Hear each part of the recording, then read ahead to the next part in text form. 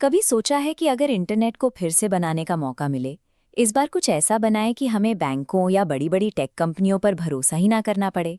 साल 2008 में ठीक इसी काम को करने के लिए एक ब्लूप्रिंट दुनिया के सामने आया था।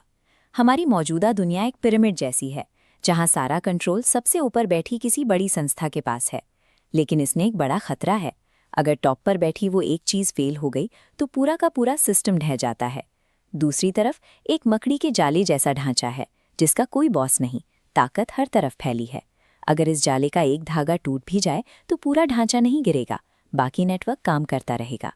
ब्लॉकचेन असल में पावर के इसी बिगड़े हुए संतुलन को ठीक करने की एक कोशिश है।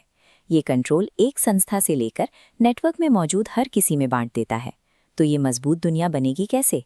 इसकी शुरुआत होती है सबसे पहली डिजिटल ईद से, जिसे कहते हैं एक ब्लॉक। इसे आप डेटा रखने के लिए एक डिजिटल तिजोरी की तरह समझ सकते हैं। इस तिजोरी में 3 चीज़ें होती हैं: लेन देन का असल डेटा, एक टाइम स्टैम्प और 2 खास डिजिटल फिंगरप्रिंट। इनमें दूसरा फिंगरप्रिंट सबसे ज़रूरी है। ये हमेशा पिछले ब्लॉक का होता है। यही इन तिजोरियों को एक दूसरे से कसकर जोड़ता है। इस अटूट जुड़ाव को बनाने के लिए एक खास तकनीक का इस्तेमाल होता है, जिसे क्रिप्टोग्राफिक हैशिंग कहते हैं। आसान भाषा में कहें तो ये किसी भी डेटा को एक यूनिक डिजिटल कोड में बदल देने वाला डिजिटल गोंद है। ये हैशिंग कमाल की संवेदनशील होती है। उदाहरण के लिए, अगर आप हेलो लिखते हैं तो आपको एक खास कोड मिलेगा, लेकिन अगर आप बस एक अक्षर बदल दें, जैसे बड़े एच को छोटा एच कर दें, तो आपको एक बिल्कुल नया अनजान कोड मिलेगा। इस डिजिटल गोंद की यही अत्यधिक संवेदनशीलता वो खूबी है जो इस पूरी चेन को, जैसा कि इसका नाम है, अटूट बना देती है।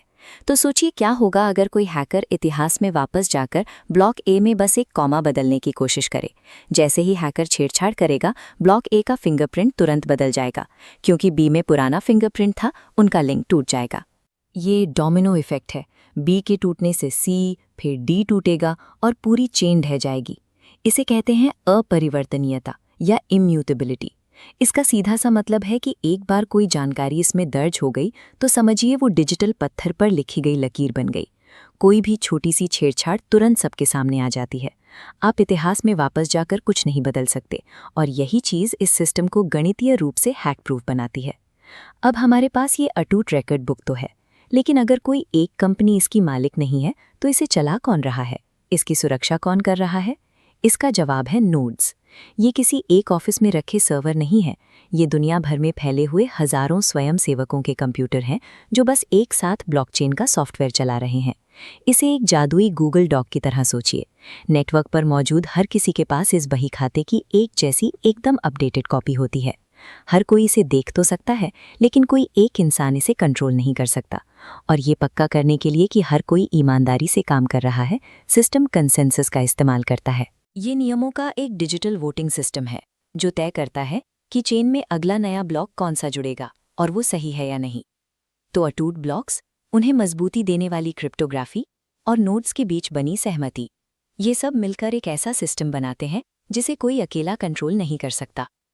ये सारे टुकड़े जब एक साथ जुड़ते हैं तो हमें एक ऐसी दुनिया मिलती है जहां लेन देन का डेटा पूरी तरह से सुरक्षित भी है और सबके देखने के लिए खुला भी।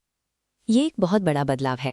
अब अपने पैसों या डेटा के लिए बड़ी टेक कंपनियों पे भरोसा करने की ज़रूरत नहीं। आपको केवल गणित पर भरोसा करना है। और ये हमें एक बहुत दिलचस्प सवाल पूछने पर मजबूर करता है। अगर हम पैसों के लिए इतना सुरक्षित ढांचा बना सकते हैं, तो भविष्य में और क्या क्या संभव है? क्या हम ऐसे वोटिंग सिस्टम बना सकते हैं जिनसे कोई छेड़छाड़ ना कर सके? या ऐसी सप्लाई चेन बना सकते हैं जहां हमें ठीक ठीक पता हो कि हमारा सामान कहाँ से आ रहा है? ब्लॉकचेन तकनीक हमारे बीच भरोसे के पुराने आधार को बदलकर उसे एक डिजिटल हकीकत में तब्दील कर रही है। आज हमारे पास एक ऐसा ढांचा है जहां सच किसी कंपनी की मर्जी पर नहीं, बल्कि नेटवर्क की सामूहिक सहमति और गणित की शुद्धता पर टिका है।